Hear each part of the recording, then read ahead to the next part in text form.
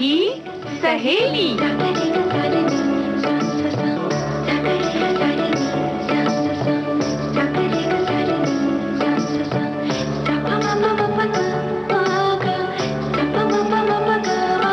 सखी सहेली।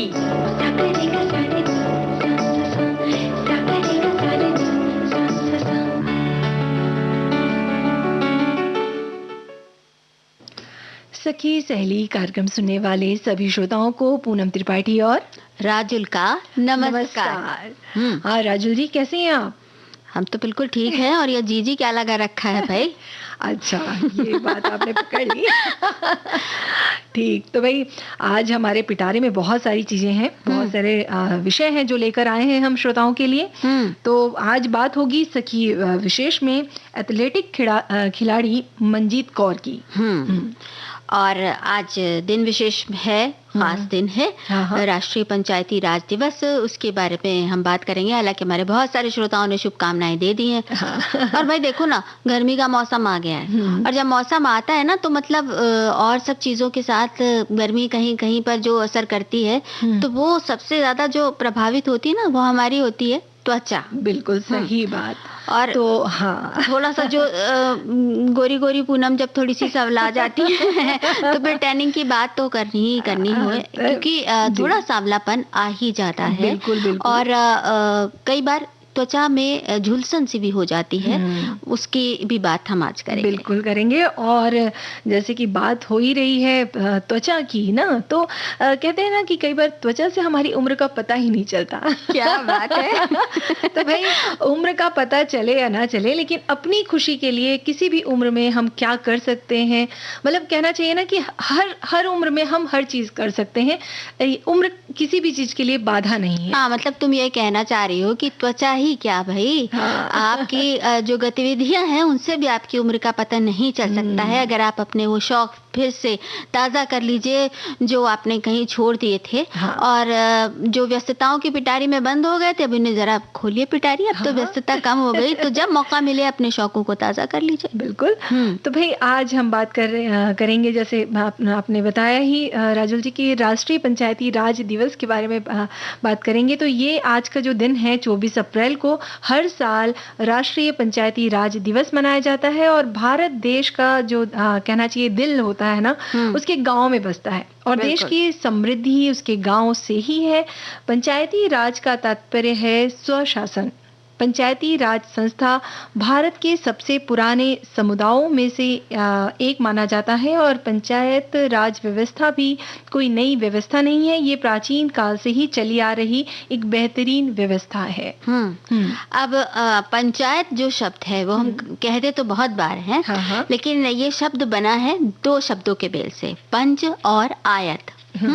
पंच का अर्थ है 5 और आयत का अर्थ है सभा। तो पंचायत को 5 सदस्यों की सभा कहा जाता है, जो स्थानीय समुदायों के विकास और उनके उत्थान के लिए काम करते हैं और साथ ही स्थानीय स्तर पर कई विवादों का हल भी निकालते हैं। छोटे मोटे जो झगड़े होते हैं वो वहीं का वहीं गांव में ही निपट जाते हैं। बिल्कुल। और ये जो व्यवस्था है पंचायती राज, उसके जो जनक हैं उन्हें लॉर्ड रिपन को माना जाता है। और रिपन ने 1882 में स्थानीय संस्थाओं को उनका लोकतांत्रिक ढांचा दिया था। और अगर देश में किसी गांव की हालत खराब है तो उस गांव को सशक्त और विकसित बनाने के लिए ग्राम पंचायत जो है वो उचित कदम उठाती है। और इसी तरह साल 1957 में बलवंत राय कमेटी का गठन हुआ था। और इस कमेटी के सुझावों को 1959 में लागू किया गया, जहां ग्राम स्तर पर ग्राम पंचायत की व्यवस्था की गई, ब्लॉक स्तर पर पंचायत समिति की व्यवस्था की गई और जिला स्तर पर जिला परिषद की व्यवस्था की गई। और सबसे पहले राजस्थान राज्य के नागौर जिले के बघरी गांव में 2 अक्टूबर 1859 को पंचायती राज व्यवस्था लागू की गई थी। अब 24 अप्रैल और 1993 को भारत में पंचायती राज के क्षेत्र में एक महत्वपूर्ण पड़ाव आया, क्योंकि इसी दिन से 73वां संविधान संशोधन अधिनियम के अस्तित्व में आया। और उसके माध्यम से पंचायती राज संस्थानों को संवैधानिक ऊर्जा प्राप्त हुई, उनको वो दर्जा दिया गया संविधान के तहत। और इस तरह महात्मा गांधी के ग्राम स्वराज के सपने को वास्तविकता में बदलने की दिशा में कदम बढ़ाया गया। बिल्कुल। और इस अधिनियम के अंतर्गत कई प्रावधान किए गए, जैसे कि एक त्रिस्तरीय ढांचे की स्थापना की गई, जैसे ग्राम पंचायत, पंचायत समिति और जिला पंचायत। और ग्राम स्तर पर ग्राम सभा की स्थापना की गई। हर 5 साल में पंचायतों का नियमित चुनाव होने लगा। महिलाओं के लिए भी एक योजना थी जिसमें 1/3 सीटों का आरक्षण उन्हें दिया गया। कर, टोल जो होते हैं, शुल्क आदि जो लगाने और उसे वसूल करने का जो है अधिकार पंचायतों को दिया गया। ग्राम स्तर पर लोगों का कल्याण सुनिश्चित रहे, और उसमें जैसे स्वास्थ्य है, शिक्षा है, और आपसी भाईचारा है, सामाजिक न्याय है, या जो छोटे मोटे विवाद हैं उनका निपटारा है, बच्चों का, खास करके बालिकाओं का कल्याण, ये जो मुद्दे हैं इन पर खास तौर से ध्यान दिया जाएगा। बिल्कुल। और लेकिन अभी कुछ चुनौतियां हैं जो पंचायती राज की सफलता के आड़े आती हैं, जैसे कि कई बार वित्त जो कहना चाहिए, पंचायतों के पास वित्त के लिए व्यवस्था नहीं होती, उन्हें राज्य सरकारों पर निर्भर रहना पड़ता है। क्षेत्रीय राजनीतिक संगठन पंचायतों के मामले में हस्तक्षेप करते हैं, जिससे उनके कार्य और निर्णय प्रभावित होते रहते हैं। लेकिन फिर भी अगर हम कहें राजुल जी की बात जो होती है कि भाई फिर भी हमारे जो गांव हैं, गांव के जो लोग हैं बहुत ही मासूम और कहना चाहिए कि बहुत अच्छे दिल के होते हैं। उनमें जो बाहरी आडंबर नहीं होता ना। तो ये सारी जो चीज़ें हैं, हालांकि इन मुद्दों की बात हम इसलिए कर रहे हैं क्योंकि गांव से जुड़ी हुई बात हो रही है, तो वहाँ के लोगों की भी बात इसीलिए हम कर रहे हैं क्योंकि वहाँ पर इतने बड़े बड़े मुद्दे होते नहीं हैं और छोटे ही उसमें सारी चीज़ें हो जाया करती हैं। बड़े हों या छोटे हों, जो भी मुद्दे होते हैं वो आपसी समझ से निपटाए जा सकते हैं। और इस बात को अगर हम देखें तो इसमें पंचायतों की बड़ी महत्वपूर्ण भूमिका है। कहानी याद आ रही है तुम्हें मुंशी प्रेमचंद की, पंच परमेश्वर कितनी आसानी से सुलझाया था चौधरी और जो उनके मित्र थे उनके बीच का झगड़ा कितनी आसानी से सुलझाया गया था और दूध का दूध पानी का पानी हो गया था। तो भाई ये जो छोटी छोटी जगहों पर जो इस तरह के खास लोगों को, जो जिनको सब लोग मानते हैं, जिनकी बात को सब लोग प्राथमिकता देते हैं, उनको चुनकर जो एक सभा बनती है और वहाँ पर जो इस तरह के मनमुटाव हैं वो सुलझ जाते हैं। तो समझ लो कि छोटे झगड़ों को अब वहीं पर रोककर बड़े झगड़ों में बदलने से रोका जाता है। तो ये बहुत बड़ी बात है। बड़ी बात है, बिल्कुल। तो चलें गाँव की सैर के लिए। बिल्कुल।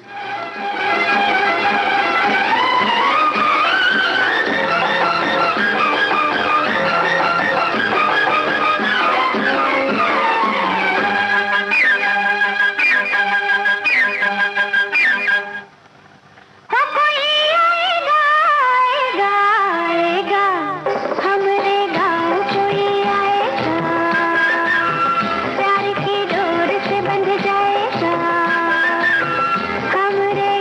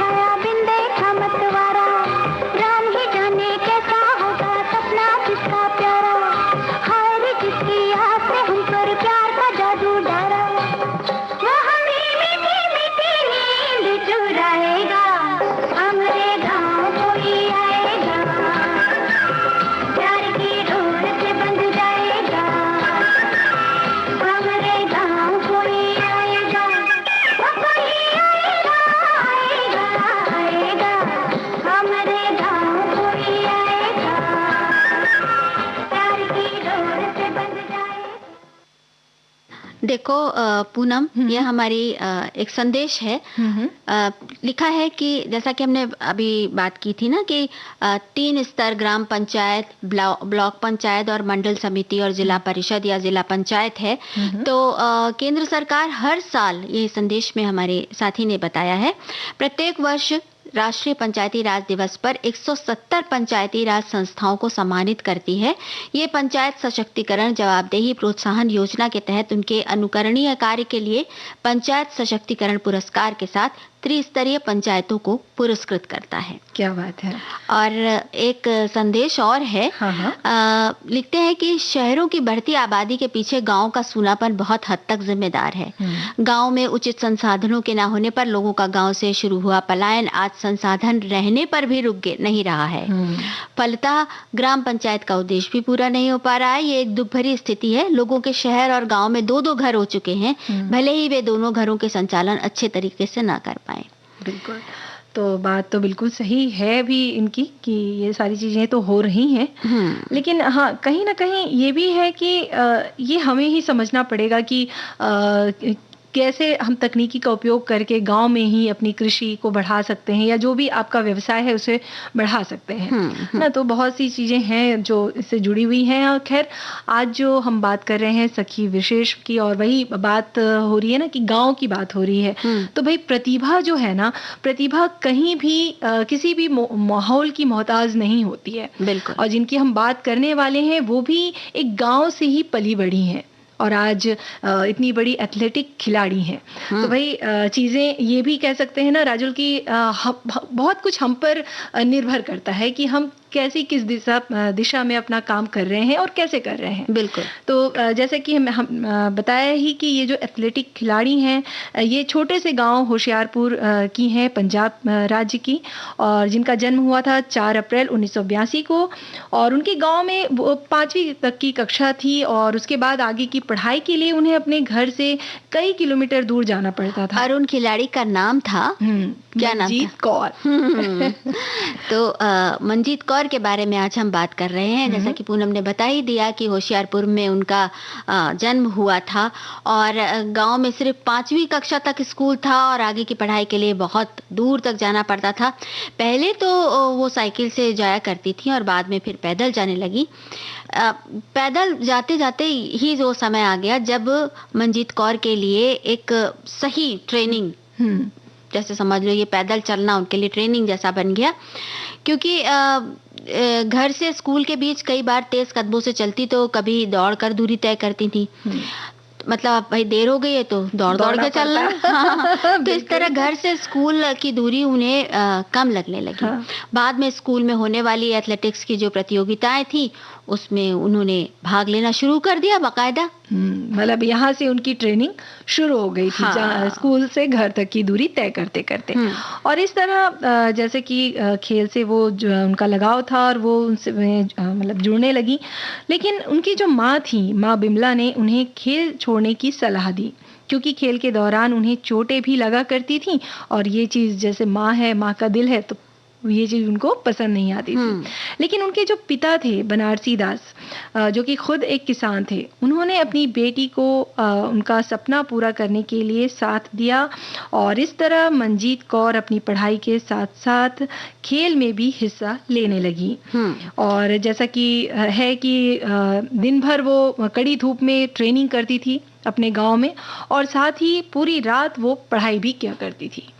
इतनी मेहनत तो बड़े भाई लगन की बात होती है कि सुविधाओं के बगैर भी अपने लक्ष्य को पाने के लिए कोई जुट जाए तो फिर जुट ही जाए। बिल्कुल। और इस जुटने का परिणाम ये हुआ कि उनका चयन अंतर्राष्ट्रीय स्तर पर होने वाली प्रतियोगिताओं के लिए हो गया, जिसमें उन्होंने 100 मीटर और 200 मीटर के इवेंट में हिस्सा लेते हुए गोल्ड मेडल, स्वर्ण पदक जीता।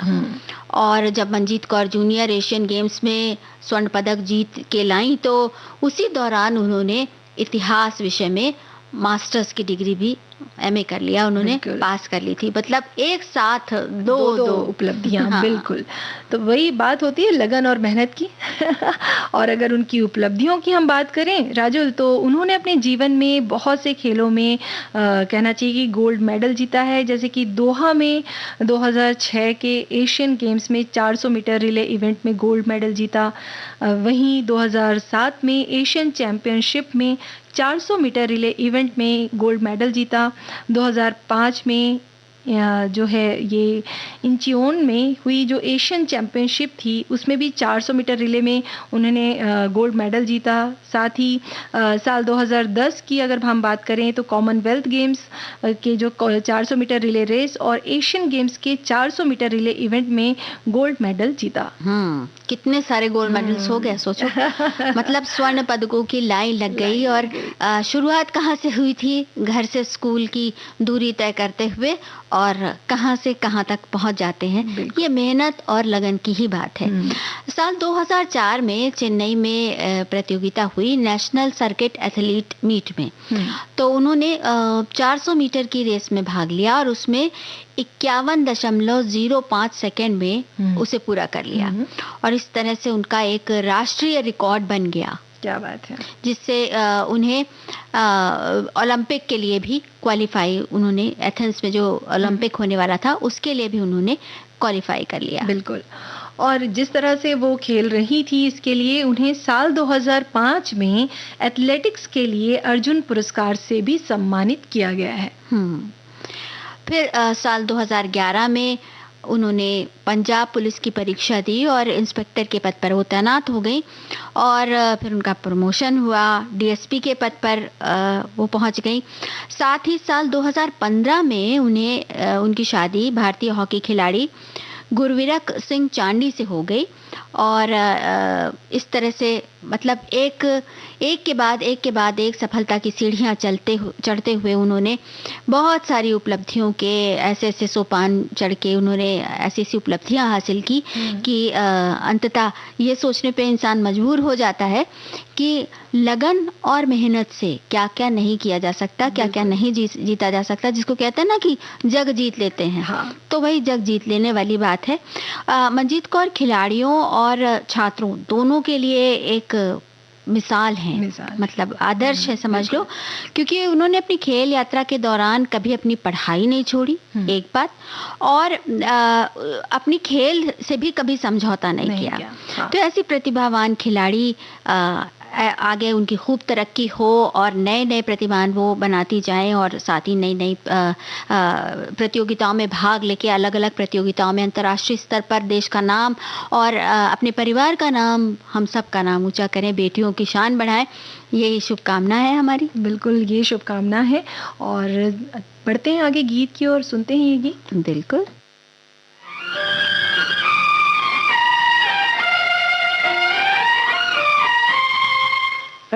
हुस्न परी चेहरा है, हुस्न परी चेहरा, क्यों इतनी दर्दमंद हो। दुनिया की मंजिलों पर तुम ही मुझे पसंद हो, पसंद हो, पसंद हो। है हुस्न परी चेहरा, क्यों इतनी दर्दमंद हो। दुनिया की मंजिलों पर तुम ही मुझे पसंद हो, पसंद हो, पसंद हो।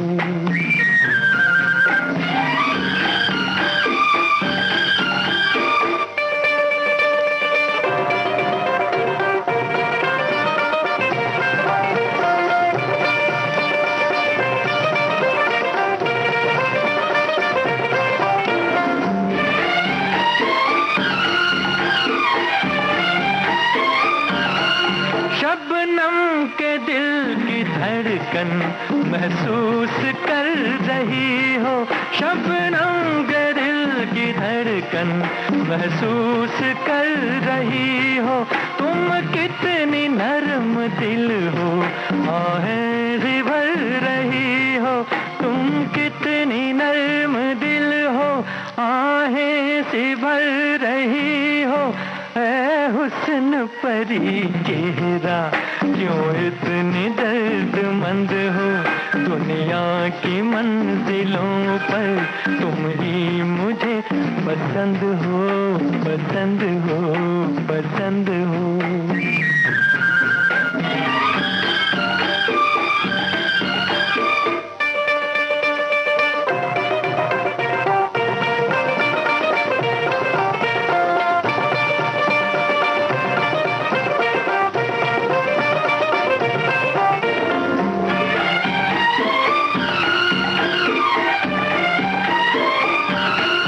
सब कुछ था पास मेरे लेकिन न ये खुशी थी। सब कुछ था पास मेरे लेकिन न ये खुशी थी। पूरी हुई है तुमसे जीवन में जो कमी थी। पूरी हुई है तुमसे जीवन में जो कमी थी। ऐ हुस्न परी चेहरा क्यों इतनी दर्दमंद हो। दुनिया की मंजिलों पर तुम ही मुझे पसंद हो, पसंद हो, पसंद हो। ऐ हुस्न परी चेहरा क्यों इतनी दर्दमंद हो। दुनिया की मंजिलों पर तुम ही मुझे पसंद हो, पसंद हो, पसंद हो। देखो, हम पंचायती राज की बात कर रहे थे। हमारे एक साथी ने लिखा है कि लॉर्ड रिपन को पंचायत राज का जनक कहते हैं। उन्होंने 1882 को भारत में पंचायती राज प्रणाली शुरू करने का प्रस्ताव रखा था। ऐसा अभी हमारे मंडल अधिकारी ने आप दोनों की बातें सुनकर बताया है। हमारे मोहल्ले में भी स्वशासन महिला पंच कमेटी है। ज्यादातर महिला सदस्य होती हैं और हमारा महत्वपूर्ण कार्य ये कि अगर किसी के घर में भी जैसे कुछ निधन या कोई दुख हुआ हो तो सभी पैसे जमा करके वहाँ पर खाना पहुँचाना और उनके दुख में शामिल होने का ये सारे काम करती हैं। तो छोटे स्तर पर ही सही एक दूसरे का दुख बांट लेने की ये कोशिश बहुत अच्छी है।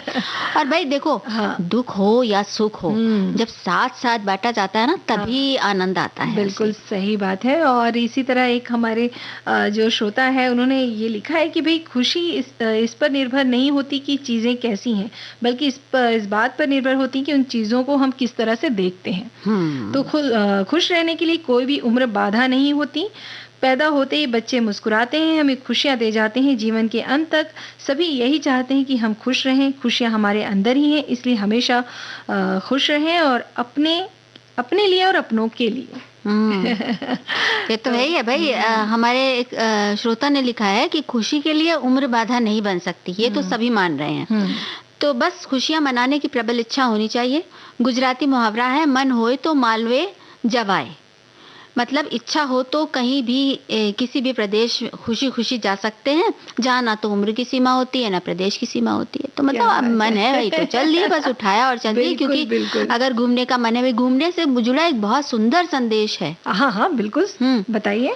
तो वो संदेश हम तुम कोई गीत सुनाने वाली हो या हम संदेश बताएं? अच्छा, पहले गीत सुन लेते हैं फिर संदेश पढ़ेंगे।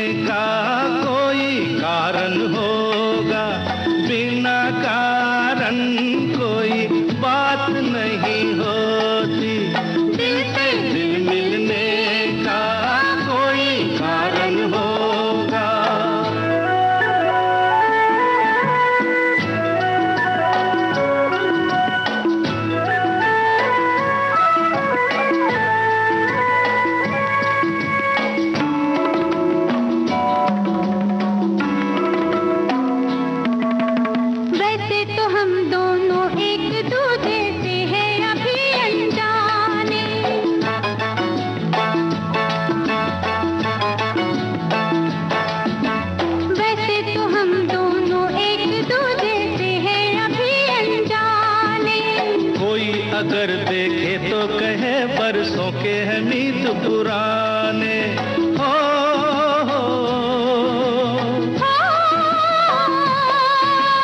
कुछ है तुम में हम में, वरना इस मौसम में फूलों की ऐसी बारात नहीं होती। दिल से दिल मिलने का कोई कारण होगा।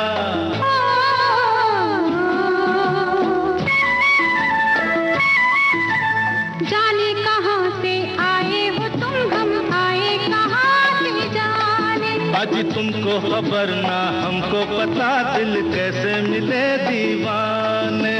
जाने कहाँ से आए हो तुम, हम आए कहाँ से जाने।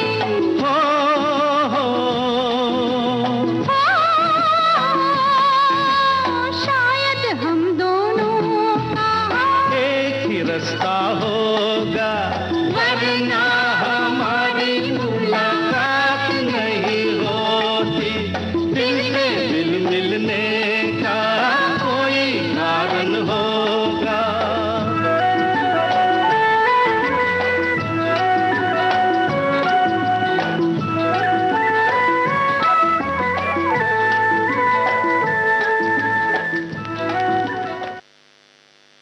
बिल्कुल खुशी की बात है। कोई बिना कारण कोई बात नहीं होती, बिल्कुल लेकिन सही बात। खुशी का कोई भी कारण जो है वो खुद से ढूंढना पड़ता है। देखो हमारे एक साथी ने लिखा भी है कि खुशी के लिए उम्र बाधा नहीं, जब भी हम खुश रहते हैं तब हम परमात्मा के नजदीक होते हैं। अर्ज किया है, मुस्कुराइए और चेहरों को मुस्कान दीजिए, उम्र के हर दौर का पूरा मजा लीजिए। क्या बात और अब आप एक ब्रेक ले लीजिए।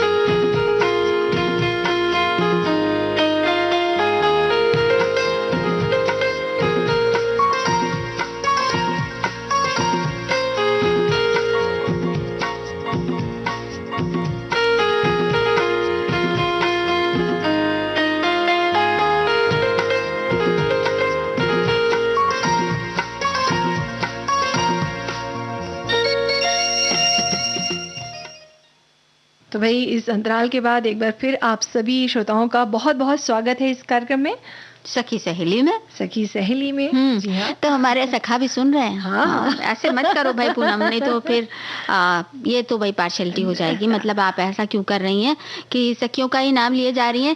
देखो ना, सखा भी हमारे बराबर हमारे साथ निभाते हैं और कितने सुंदर सुंदर संदेश भी भेजते हैं। अब संदेशों की बात चली है तो एक बड़ी सुंदर सी कविता है। बिल्कुल। घर चाहे कैसा भी हो, उसके कोने में खुलकर हंसने की जगह रखना।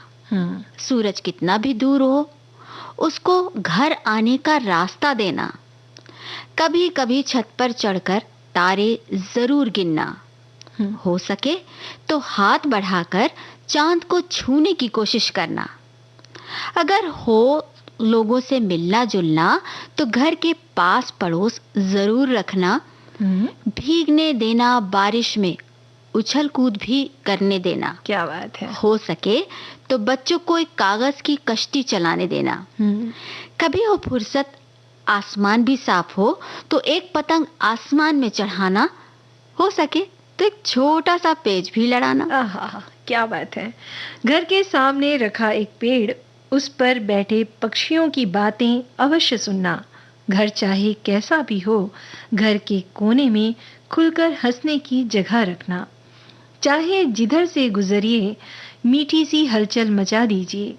उम्र का हर एक दौर मजेदार है, अपनी उम्र का मजा लीजिए।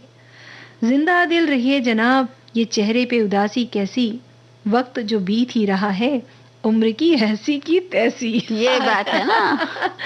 ये नजरिया और ये अगर दिल में जज्बा हो तो सच में ये जो शौक पूरे करने वाली बात हम आज कर रहे हैं ना, कि बड़े दुखी मन से लोग अक्सर कहते हैं कि अरे भाई हमें तो बड़ा शौक था सजने संवरने का, उम्र ही निकल गई। अरे तो अब सज संवर लीजिए ना, उसमें क्या बात है। काढ़ने सिलने का शौक था तो चलिए अब काढ़ सिल लीजिए। उस वक्त बच्चों के साथ आप बहुत ज्यादा व्यस्त थे। हाँ, नाचने का शौक था और डांस नहीं सीख पाए, सीखने का बड़ा मन था, तो अभी भी कोई देर नहीं हुई है। बल्कि ये तो आपको शारीरिक रूप से स्वस्थ रखने का, चुस्त दुरुस्त रखने का एक बहुत बढ़िया व्यायाम हो सकता है नृत्य सीखना। तो अभी भी शुरू कर सकते हैं। हाँ, बिल्कुल कर सकते हैं। और जैसे कि राजुल ने बोला ही कि नृत्य सीख सकते हैं, संगीत सीख सकते हैं। अगर आपको लगता है कि आपको कुकिंग क्लासेस करनी थी, आप नहीं कर पाए उस समय, तो इस समय शुरू कर दीजिए। देखिए, उम्र की जो बात है ना, जैसे कि इस कविता में इन्होंने तो बहुत ही प्यारी बात कह ही दी कि भाई उम्र जो है वो किसी भी चीज के लिए बाधा नहीं है। तो आप जब चाहें, जो आपने नहीं किया है वो आप इस समय करिए। और ये मत सोचिए कि लोग क्या कहेंगे। तो भाई लोगों की बातों को ये नजरअंदाज कीजिए, क्योंकि कहते हैं ना कि आपने जो पहले नहीं किया है वो अब अगर आप कर रहे हैं तो इसमें आपकी खुशी है। तो जो खुशियां आपने को पहले नहीं मिली, वो खुशी आप इस उम्र में भी ले सकते हैं। मतलब अपनी खुशी आप कभी भी पाने के हकदार हैं। और भाई ऐसा तो है नहीं कि आप जो आपके मन के अंदर जो थोड़ा सा उदासी है, जो थोड़ी सी कुढ़न है अपना शौक पूरा ना कर पाने को लेकर, तो उसमें तो आपके साथ वो लोग नहीं हैं जिनके बारे में आप सोच के अपनी खुशी को छोड़े दे रहे। तो भाई फिर उनके लिए ये भी मत करिए। तो अपनी खुशी को संभाल के रखिए। और वो जो बात कही गई ना कि age is just a number, तो उम्र सिर्फ एक संख्या है जिसको कि अपने दिमाग में रखना है। तो बाकी चीजों को भूल जाना है। बाकी नहीं, अगर उसको आप अपनी दिमाग में रखते हैं तो फिर बाकी चीजों को भूल ही जाइए। बिल्कुल। फिर तो भूलना ही पड़ेगा।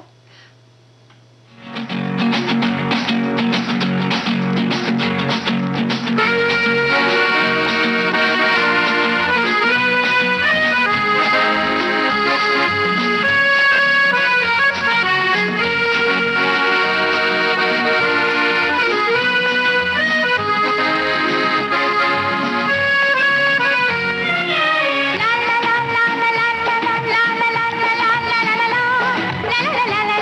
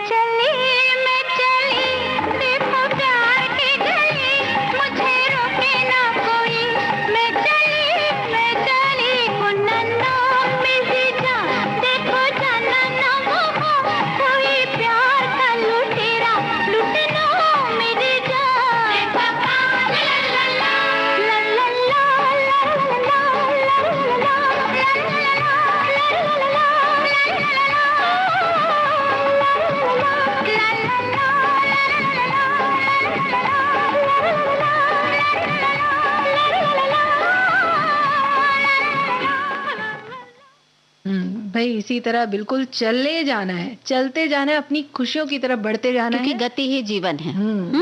तो भाई गति में रहिए। बढ़ती उम्र के साथ ऐसा हो सकता है कि शरीर में, मन में, आपके सोचने में कहीं ना कहीं कुछ ना कुछ थोड़ा ऐसा आ जाए कि थोड़ा बोझिलपन आ जाए, थोड़ी उदासी आ जाए। लेकिन यही वो समय है जबकि एक आपको फिर तुरंत उठ के खड़े हो जाना है, संभाल जाना है ना? बिल्कुल। और ऐसी एक बात हमारे श्रोता ने भी कही है राजुल, वो लिखते हैं कि जीवन हर जो पल है वो सभी खुशियों से भरा रहे, चाहे कोई छोटा हो या बड़ा हो, बूढ़ा हो। भगवान तो हर समय हर सभी को खुशी भरे हुए हालात में देखना चाहता है, पर एक इंसान की भी यही इच्छा रहती है कि मैं बहुत सारे लोगों में खुशियां बांट सकूं, हर उदास चेहरे पर खुशियां बिखेर पाऊं, एक अच्छे इंसान का फर्ज भी निभा पाऊं। अब एक संदेश और भी है जो कि मतलब ये बात बिल्कुल एकदम साबित करता है कि खुशी के लिए उम्र बाधा नहीं होती। क्या बात है। कहते हैं कि मन के हारे हार है, मन के जीते जीत। जिससे आपका मन खुश हो, उस कार्य को करके इंसान खुश हो जाता है। खुशी तो अपने भी मन के भीतर होती है, बस उसे ढूंढिए और खुश रहिए। हमारी एक परिचिता बहुत पुरानी, बहुत घूमने फिरने की शौकीन थी, पर शारीरिक अस्वस्थता और उम्र के चलते अब नहीं घूम पाती, ट्रैवलिंग नहीं कर पाती। उन्होंने अपने मन को खुश रखने के लिए ट्रैवलिंग पर छोटे छोटे कॉलम लिखने शुरू किए और बताया कि मैं जब लिखती हूँ तो सच मानो मुझे लगता है मैं फिर से उसी जगह पर घूमने चली गई हूँ। क्या बात है। वही वादियाँ, पहाड़, मंदिर, जंगल और वहाँ की संस्कृति सब मुझे दिखाई देने लगते हैं। मुझे वही खुशी मिलती है। तो खुशी उनके अंदर थी जिसे उन्होंने ढूंढकर बाहर निकाल लिया। उनकी शारीरिक अवस्था, उनकी उम्र कोई बाधा नहीं बनी। ये भी बताया कोई फोन करके मुझे लिखकर भेजता है तो मुझे बड़ी खुशी होती है। क्या बात है। तो ये इन्होंने ऐसे रास्ता ढूंढा खुशी का, और जैसा कि है भी कि राजुल सही भी है कि आप जो करना चाहते हैं ना, अगर आपको लग रहा है कि आपको दोस्तों के साथ बाहर जाना, आप जाइए। अपनी खुशियों के लिए इस चीज़ को बाधा मत करिए कि लोग क्या सोचेंगे, क्या सुनेंगे। आप बिना ये दिमाग लगाए बिल्कुल आप निकल जाइए। आपको लगता है कि आपको पार्टी करनी है जैसे आजकल के बच्चे करते हैं, तो बिल्कुल वैसा आप पार्टी अरेंज कीजिए अपने दोस्तों के साथ, वो काम कीजिए। मतलब कहने का मतलब मिलिए जुलिए, लोगों से बातचीत करिए, हंसिए, बोलिए। और जो भी पुराने दोस्त आपके छूट गए हैं जब आप घर में व्यस्त थी, उन पुराने दोस्तों से संपर्क कीजिए, उनको फोन लगाइए।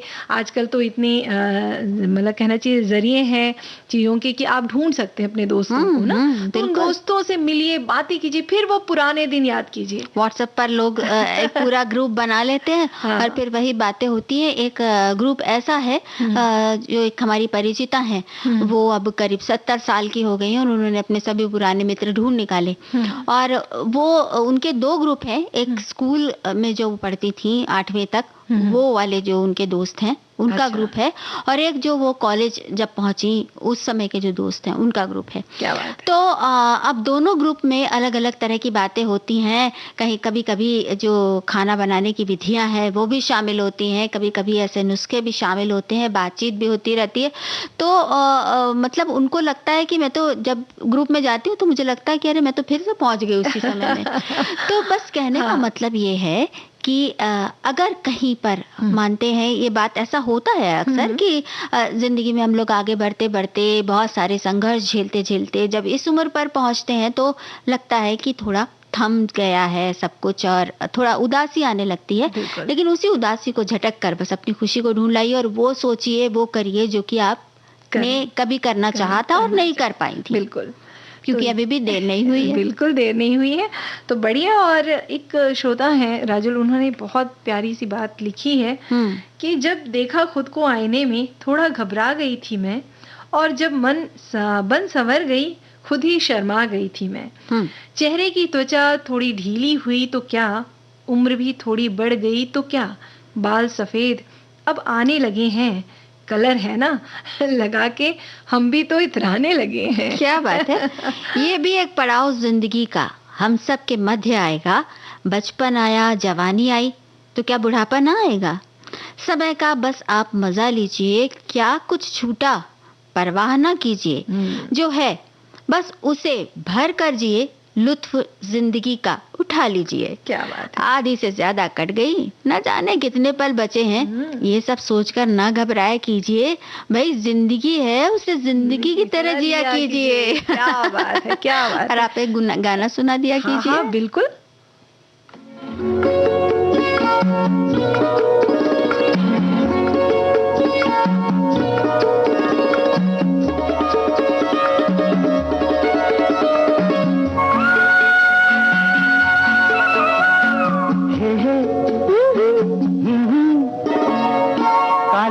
पलक तेरी गोरी खुलने लगी है थोड़ी थोड़ी, एक चोरनी एक चोर के घर करने चली है चोरी हो चोरी।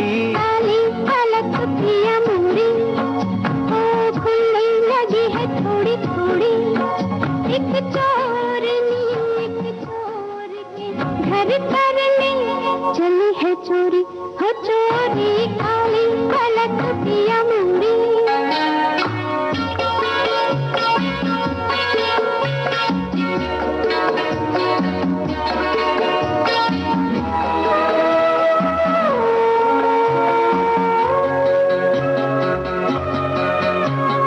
आएगी बांध के पायल, होठ दबाए बदन को चुराए, नाजुक कमर से लगाए अदा की कटारी जालिमा, तेरे की धीरे धीरे मेरे गले पर ये बाहों के खंजर, जाए कि दिल मेरा लेकर समझ के अनाड़ी बालमा, रोज रात को यही बांधेगी लटों की डोरी हो डोरी। काली पलक तेरी गोरी खुलने लगी है थोड़ी थोड़ी, एक चोरनी एक चोर के घर करने चली है चोरी हो चोरी। काली पलक पिया मुरी।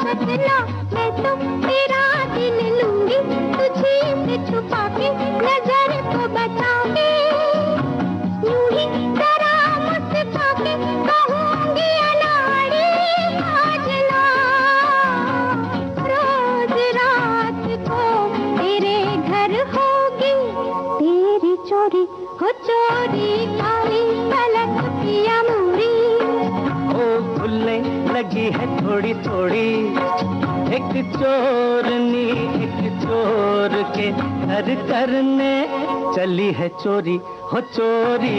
काली पलक तेरी गोरी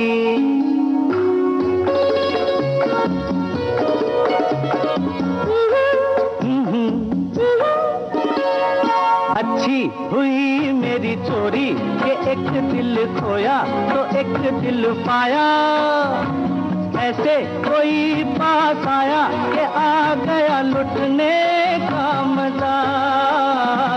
अच्छी तेरी मेरी जोड़ी के लुट गए दोनों तो बस गए दोनों, हंस के लिपट गए दोनों, हुआ जब वादा प्यार था। रोज रात को मिलेंगे चंदा और चकोरी चकोरी काली पलक तेरी गोरी, खुलने लगी है थोड़ी थोड़ी। एक चोरनी एक चोर के घर करने चली है चोरी। भाई थोड़ी से पल अपने लिए चुराने चाहिए खुश रहने के लिए। और देखो हमारे एक साथी ने लिखा है, इन्होंने अंग्रेजी में लिखा है ये सतेश कि दोस्त मिलना तो मस्ट है।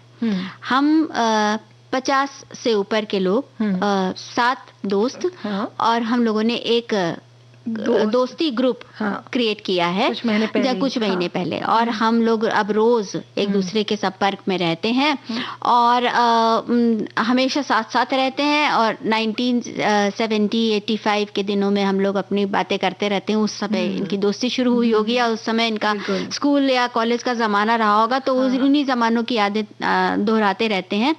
और एक गवर्नमेंट कॉलोनी में हमारी एक क्रिकेट टीम भी थी उस समय पर, और हमारा समय थोड़े दिन के लिए हमारा संपर्क टूट गया था, लेकिन रीयूनियन जब से हुआ तब से हम लोग फिर एक साथ हैं और अब लाइफ लॉन्ग रहेंगे कहते उन्होंने बकायदा बड़ी खुशी जताई है। तो बिल्कुल हमारी प्रार्थना है और यही है कि ये सच में साथ ऐसा बना रहे। खुश रहने के लिए जितने बहाने आप ढूंढ सकें उतने ढूंढिए। हम ये नहीं कहेंगे कि बहाने मत बनाइए, बल्कि बहाने खूब बनाइए, जी भर के बनाइए, ताकि खुशी मिल सके। और राजुल एक चीज और है कि भाई इस उम्र में खासकर हम थोड़ा सजने संवरने में, जैसे मेकअप वगैरह करने में भी डरते हैं कि लाउड ना हो जाए, ऐसा नहीं करें, अरे वो उस कलर की लिपस्टिक ना लगाएं, ऐसे ड्रेसेस ना पहने, ऐसा ना पहने। तो भाई ऐसा नहीं है ना, हर उम्र में हर तरह की आप ड्रेस पहन सकते हैं। बस ये है कि आपको लगना चाहिए कि आपके ऊपर सही लग रहा है कि जिस चीज को पहनकर, जिस चीज को लगाकर आपको आत्मविश्वास महसूस हो, वो आप जरूर करें, चाहे वो कोई कपड़ा हो, चाहे वो कोई कलर हो। और दूसरी बात ये है ना पूनम की, एक जो साफ सुथरा रहने के साथ साथ जो एक उम्र की गरिमा होती है वो अपने आप चेहरे पर आ जाती है। तो उस गरिमा का भी आनंद लीजिए और थोड़ा बहुत अपने आप को, जिसे कहते हैं ना कि मेंटेन रखना, व्यवस्थित रहें। बिल्कुल। तो इस तरह से चीजें कीजिए। और मेंटेन कैसे रहना है खासकर गर्मियों में, ये भी हमारे एक श्रोता ने लिख के भेजा है राजुल।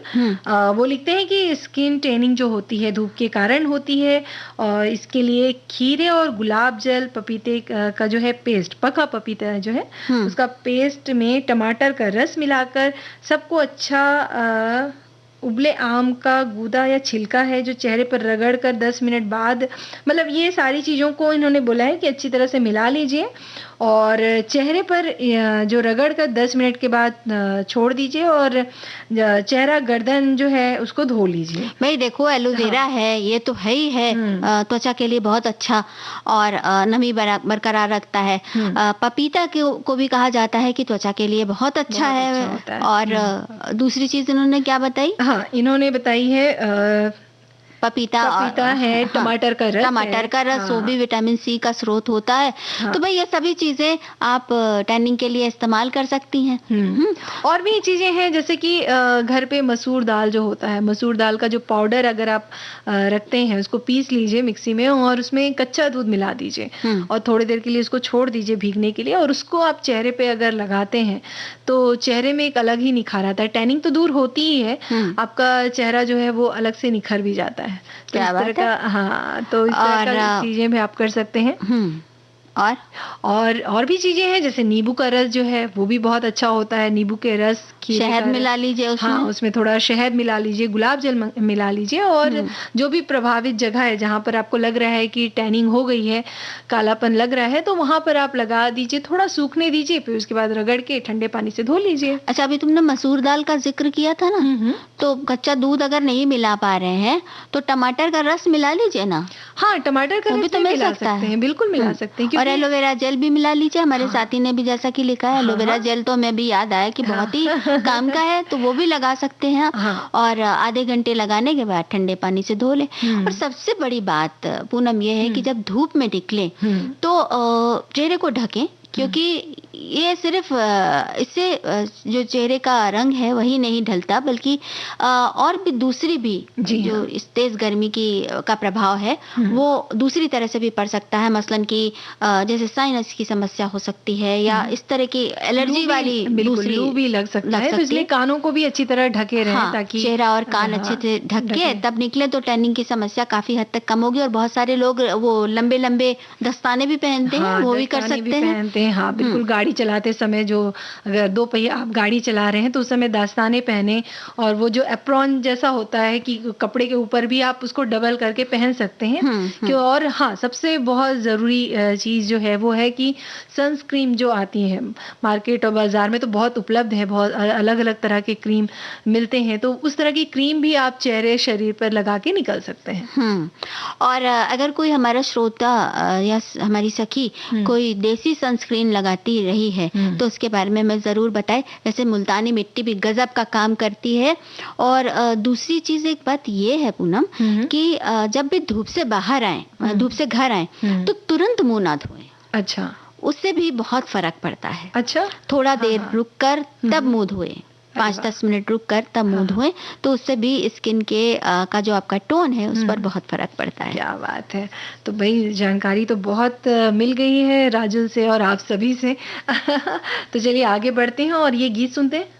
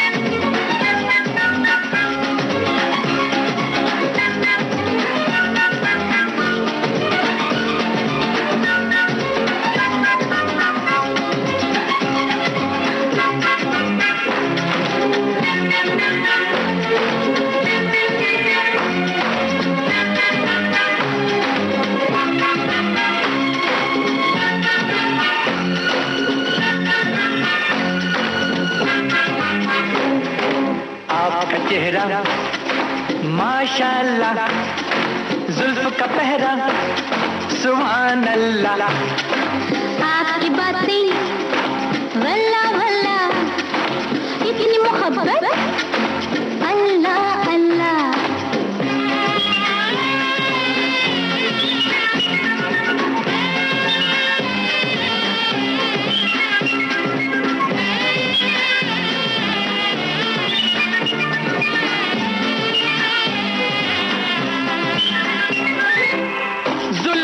सावन गाल की बिजली दोनों का दीवाना हूँ, जुल्फ का सावन गाल की बिजली दोनों का दीवाना हूँ। मेरा हक है ओ शहजादी, मेरा हक है ओ शहजादी, चाहत का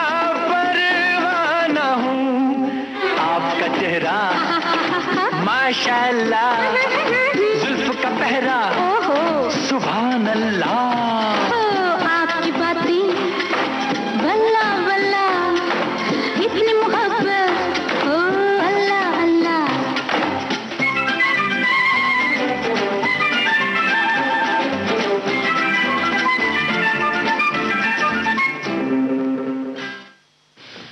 तो भाई इस सफर का जो है वो आज आखिरी पड़ाव आ गया है। हाँ। और हमारे साथी ने कहा है चलते चलते कि उम्र तो शरीर की हमारी नहीं, हम तो नित नूतन अपने चिर यौवन में रहने वाले युवा हैं। तो बस यही जज्बा कायम रखें कि नित नूतन विचार रहे, नित नूतन व्यवहार रहे और खुशी की नई नई सोपान आप चढ़ते जाएं। और हमारे एक और साथी ने यह भी कहा है कि अपने विवेक से भी काम ले। तो बिल्कुल अपने विवेक पे का भी ध्यान रखिए, विवेक से काम लीजिए। और हमें इस कार्यक्रम से अनुमति दीजिए। आप सभी को पूनम त्रिपाठी और राजुल का नमस्कार।